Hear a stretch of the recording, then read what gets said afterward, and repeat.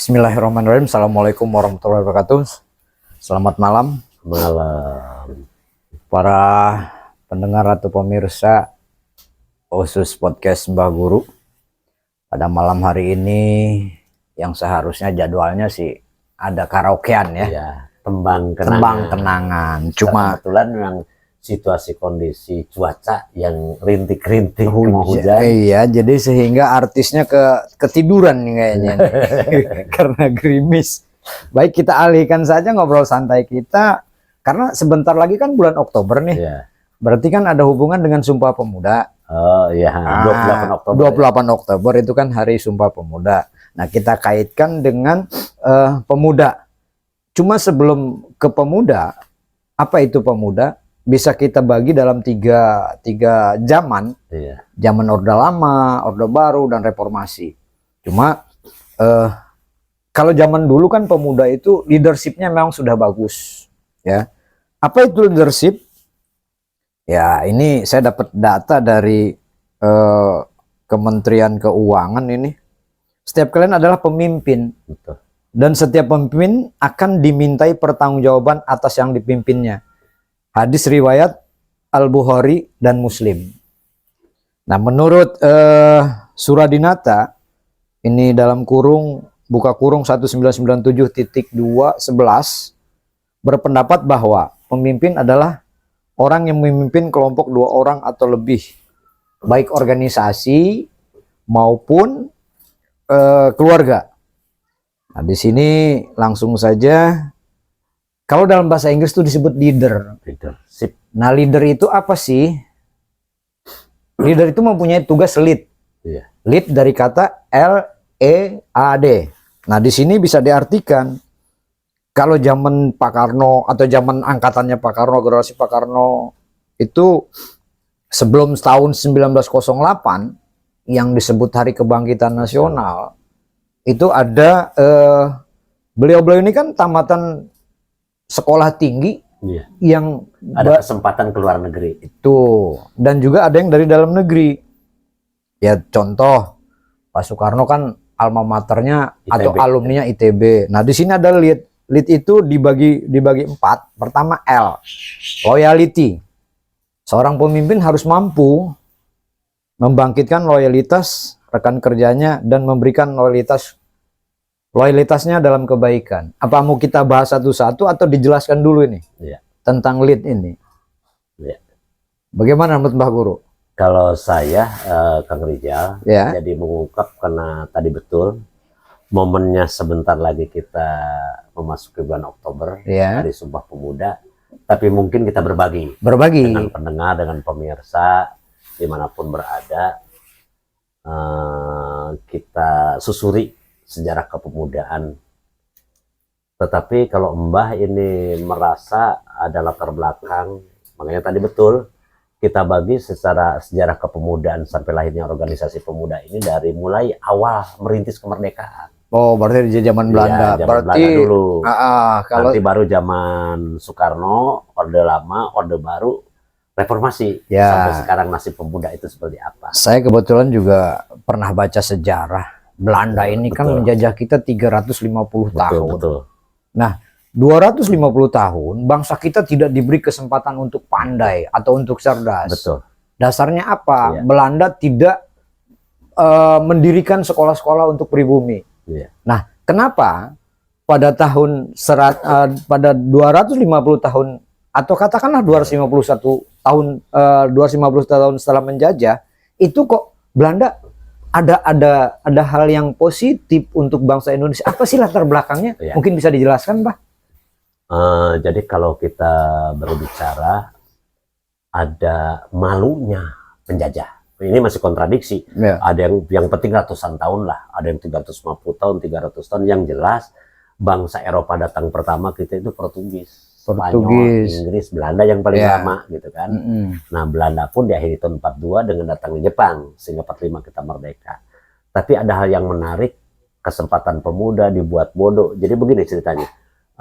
Pada sejarah orang-orang Belanda ini sebenarnya terciumnya itu ketika ada tokoh seorang pemuda bahkan bule keturunan Belanda, namanya adalah Dr. Louis Dekker, yang dikenal dengan sebutan Setiabudi. Dr. Multatuli. Multatuli. Disebut juga Dr. Setiabudi dan Dirja.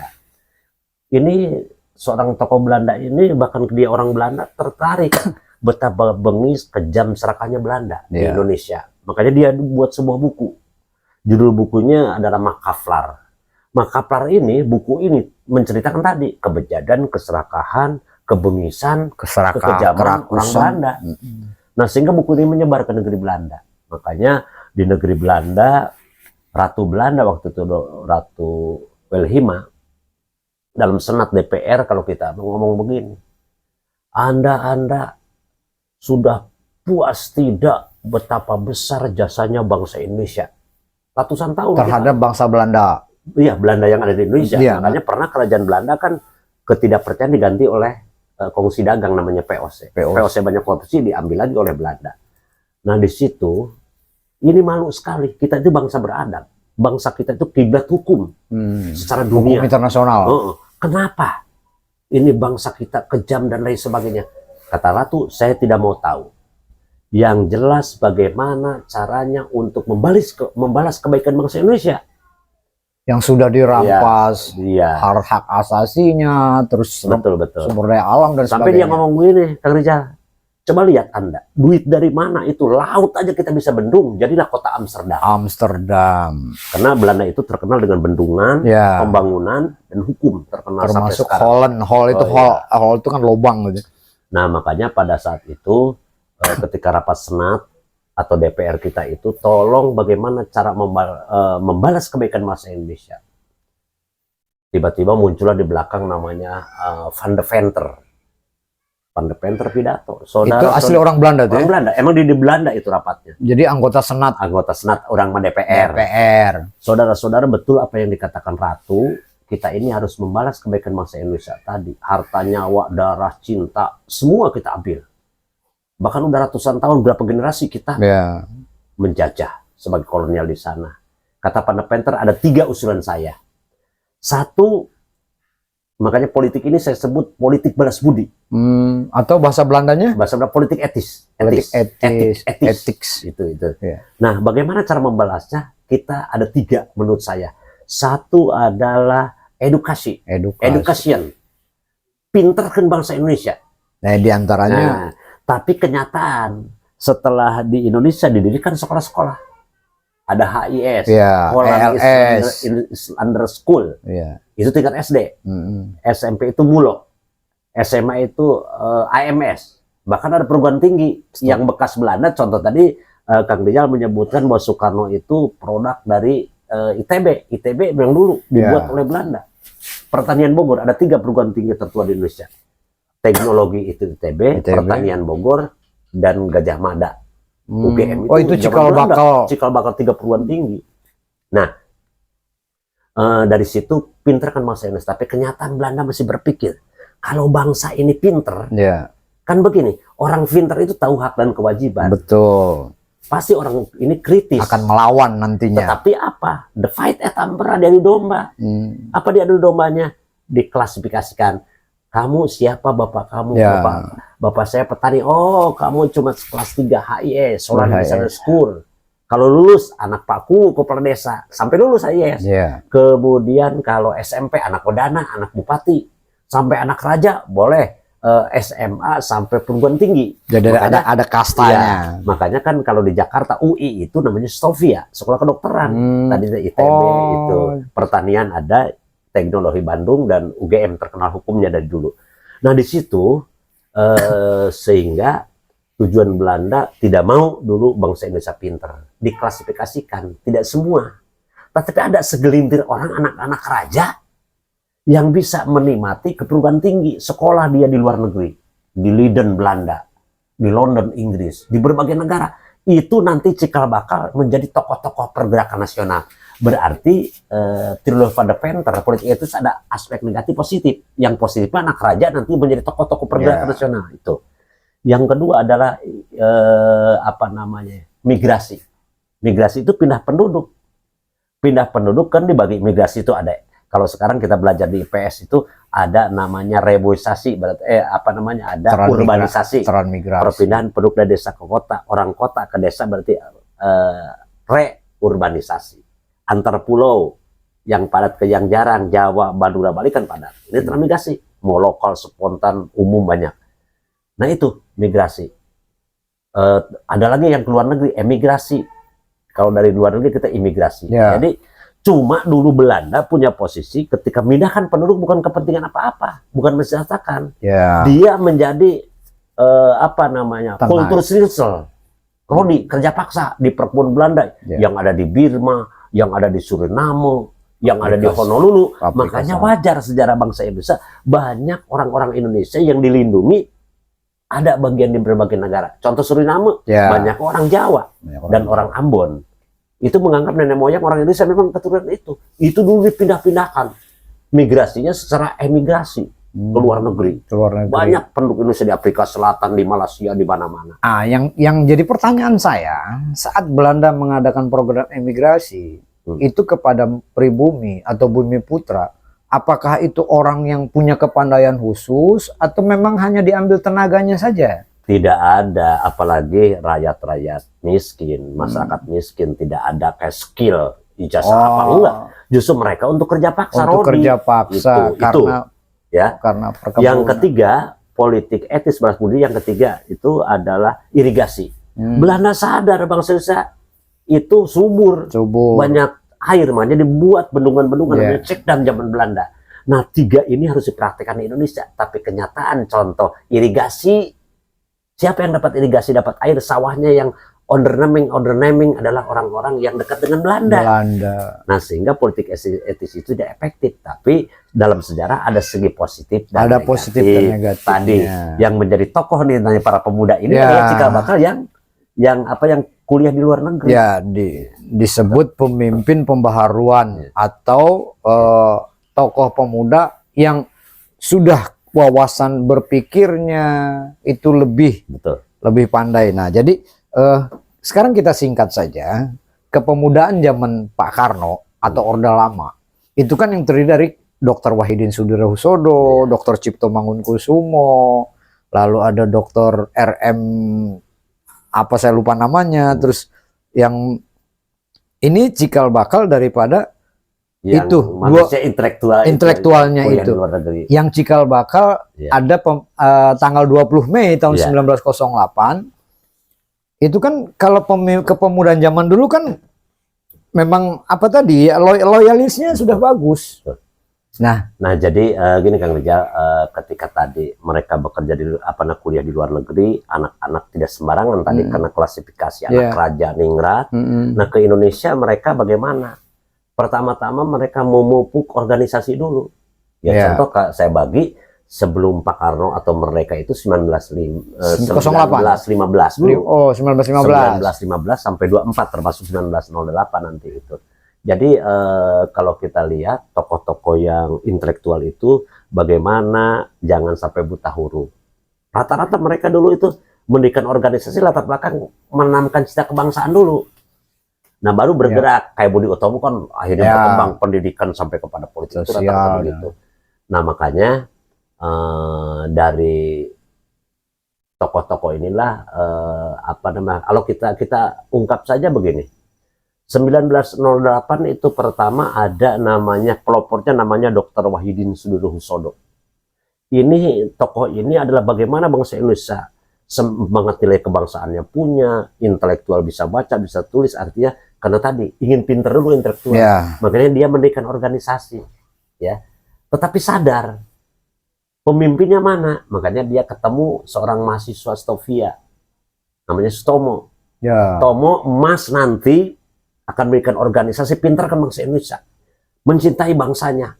Kita harus merdeka, jangan sampai buta huruf. Sehingga dia kampanye di seluruh Jawa Barat, Jawa Tengah, Jawa Timur. Nanti kalau kamu harus jadi ketua, Mas, kan aku belum lulus. Sehingga ketika lulus itu diberikan oleh Dr. Wahidin Sudirohusodo, yaitu organisasi namanya Budi Utomo. Jadi Budi Utomo, Budi itu kan akhlak, kelakuan, budi pekerti. Utomo yang utama, jadi perilaku dulu. Betul. Nah, disitulah sejarahnya 1908 yang dijadikan patokan oleh bangsa Indonesia sebagai Harkitnas, Hari Kebangkitan Nasional. Pertanyaannya kenapa bangkit? Bangkit dari kebodohan, betul, dari kurang persatuan. Nah, inilah sehingga bermekaran organisasi-organisasi pemuda. Termasuk termasuk nanti 1926 ada namanya Gerakan Pemuda itu, sadar. Betul. Jadi ketika zaman sebelum menuntut kemerdekaan sama saja sampai sekarang. Ada organisasi yang sifatnya keagamaan, ada sosial, ada politik dan lain sebagainya. Nah, sehingga akibat tadi perbedaan atau macam ragam bentuk organisasi, sehingga jadilah satu. Itulah cikal bakal dari organisasi Budi Utomo dan lain sebagainya. Jadi sebelum merdeka, ini kan karena tokoh-tokoh itu tadi yang disebabkan tokoh pelajar. Ya, diantaranya kan karena loyalitasnya terhadap bangsa, dia tidak ingin selama dijajah. Nah, sekarang kaitannya dari lead tadi itu edukasi. Edukasi adalah seorang pemimpin yang mampu untuk mengedukasi rekan-rekannya dan mewariskan pada rekan-rekannya. Apakah ini sudah dimiliki oleh para tokoh-tokoh tadi yang disebutkan? Sehingga dari dasar edukasi ini untuk mengarah kepada merdeka. Jadi rata-rata tokoh-tokoh pergerakan ini kan kalau masih mempertahankan otoriter, dia harus jadi raja. Tapi sudah berbicara nasionalisme, siapa sih namanya tadi Dr. Wahidin Sutomo, kemudian tokoh-tokoh Kiai Haji Mas Mansur, Agus Salim. Berarti orang tuanya bukan seorang tua sembarangan nih? Sembarangan, keturunan raja yang harus jadi raja. Harusnya. Tapi karena udah berbicara, makanya gini, kita bagi dulu ketika berbicara organisasi, ada organisasi sebelum tahun 1908, sudah 1908. Salah satu cirinya, kalau 1908 tadi tergantung kepada pimpinan. Kemudian kalau udah 1908, siapapun akan jadi pemimpin. Akan menjadi pemimpin. Artinya sudah modern. Kemudian sudah mengenal organisasi teratur. Ya. Kemudian sudah berbicara aspek bukan kedaerahan. Makanya ini jawabannya, ketika berkembang organisasi kepemudaan di mana-mana, keagamaan ada Muhammadiyah, ada NU, ada organisasi kedaerahan, politik dan lain sebagainya. Makanya tadi kesadaran ini diawali di Yogyakarta 1926 yang disebut Kongres Pemuda ke-1 Subondo Joyopuspito itu. Berarti berarti yang tahun 28 ini udah Kongres kedua itu. Ke-1 itu di Yogyakarta dulu. Nah, itu melihat fenomena masih efektif Belanda ini atau penjajah siapapun, yaitu adu domba atau disebut politik pemecah belah. Karena dari dulu disadari oleh bangsa ini, kita tuh banyak beda suku, beda agama, beda adat budaya, peluang-peluang ini. Nah, makanya alhamdulillah tokoh-tokoh ini sudah berbicara nasionalisme, persatuan kesatuan, yang kalau anak sekarang disebut NKRI harga mati itu. Karena tidak ada model di dunia yang agama beda, ini beda bisa bersatu. Bineka Tunggal Ika. Bineka Tunggal Ika warisan leluhur kan sejak zaman Mojopahit. Bineka Tunggal Ika, walaupun berbeda-beda satu jua tadi Indonesia. Nah, jadi ketika berbicara 1926, mulai kan di situ waktu itu menyebar kayak jamur. Saya orang Islam, ada Yong Islaminten. Saya orang Sumatera, seperti dari Sumatera itu kan Muhammad Yamin dan Hatta. Itu menggaungkan bahwa saya pemuda Sumatera. Jadi Sumatera. Iya, Sumatera. Sumatera kan dulu satu provinsi, belum ada pecah. Kemudian ada orang Sulawesi, ya itu Yong Slebes. Ada Yong Minahasa, ada Sekarukun yang nanti akan menjadi Yong Pasundan, Yong Betawi, Yong Batak, Yong Ambon. Nah, ini ngeri sekali. Nah, makanya mereka berikrar. Tepatnya lahirlah namanya Kongres Sumpah Pemuda kedua. Yang diantar. Itu tepatnya 28 Oktober 1928 di Jalan Kramat Raya nomor 106 Jakarta. Itu di Jakarta. Kalau Kongres tahun 26 pertama di Yogyakarta. Nah, dari Kongres yang kedua tahun 1928 itu disepakati berapa hal oleh dari bersatunya pemuda-pemuda yang tadi disebutkan sehingga menjadi satu. Nah itu Kang Rijal sambil minum santai aja. Oke. Bisa dijelaskan itu. Jadi gini, Muhammad Yamin udah mulai mimpin ketika Kongres Pemuda kedua dia pun sama. Dia itu kan dari Sumatera.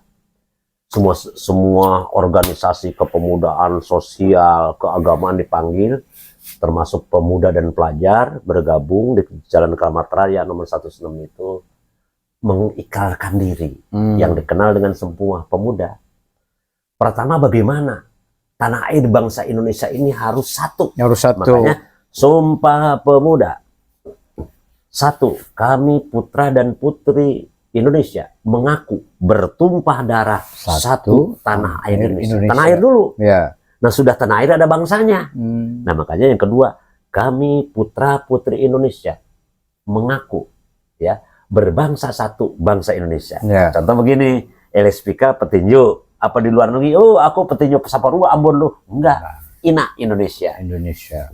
Jadi pahlawan olahraga itu tetap yang hanya satu, bangsa Indonesia. Tidak ada lagi menganggap saya orang Sunda, orang Jawa, orang apa, satu Indonesia. Yang ketiga, setelah tanah air pasti ada bangsanya, ada bangsa, ada bahasanya. Ya. Nah, makanya ini menariknya Indonesia, ya. Jadi yang ketiga itu kami putra dan putri Indonesia menjunjung satu bahasa persatuan bahasa Indonesia. Yang kadang-kadang komplain bahasa Indonesia itu sebenarnya Melayu, bukan. Ya. Melayu itu kita mah bahasa orang Jambi, orang Riau, orang Sumatera banyak lokal. sampai Kalimantan. Makanya pun dikatakan lahir bahasa Indonesia itu unsur pertama adalah dari Melayu. unsurnya. Sebagai lingua franca menjadi bahasa bisnis, bahasa perdagangan, bahasa politik untuk berhubungan. Ditambah lagi oleh bahasa-bahasa daerah.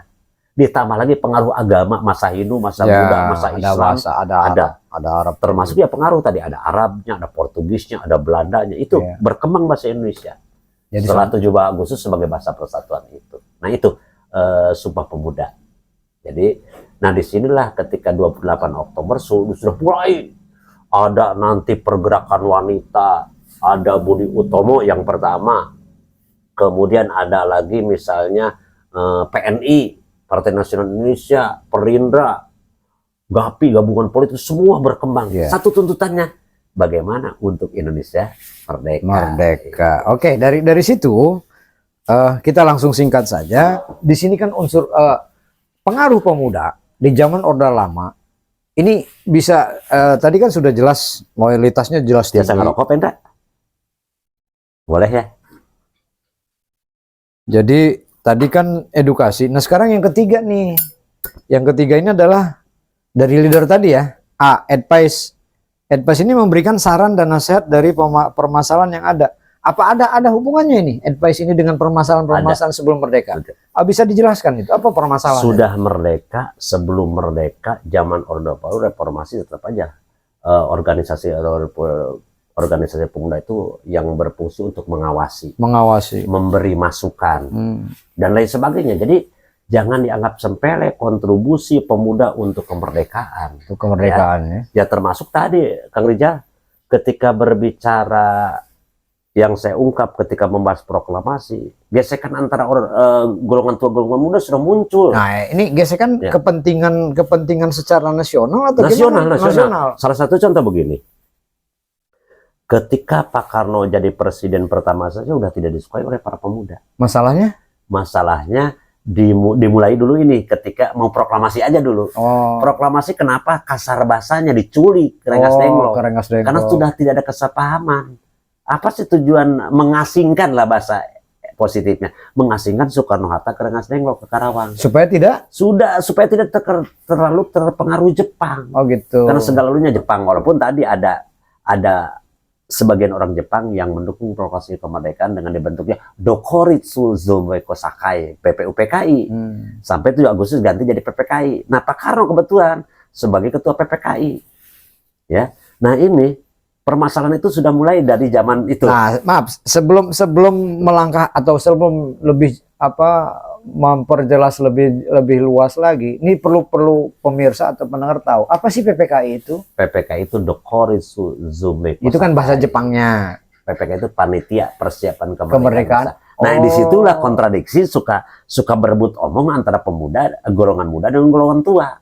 Kalau golongan dua hanya Hairul Saleh mendengarkan satu berita Kaisar Hirohito menyerah tanpa pada sekutu kan cepat-cepat datang kepada Pak Karno, Pak cepat merdekakan bangsa. Itu golongan muda. Golongan muda itu orang-orang pemuda tadi Ya. Mas, gitu. Nah jadi menuntut, kata Pak Karno, kamu ingin merdeka tanpa melihat kemerdekaan itu dua hal. Secara de facto cukup kita diakui oleh Mesir, oleh Syria, oleh Palestina. Itu adalah India, termasuk orang-orang yang menjadi saksi mendukung kita. Tapi kata Belanda, makanya kembali lagi setelah merdeka kan. Kenapa tahun 45 tahun 49 banyak meledak sampai Belanda datang lagi, yaitu yang disebut sekutu. Itu karena kemerdekaan bagi Belanda adalah ini belum de jure secara hukum. Belum utuh lah. Belum utuh. Itu. Oke. Selanjutnya nih yang terakhir mungkin nih dalam pengertian leader ya, yang saya maksud leader, disiplin. Apakah ini sangat berpengaruh besar untuk disiplin? Ya iya. Semua potensi anak muda itu betul-betul apa namanya? Tadi termasuk ini ya.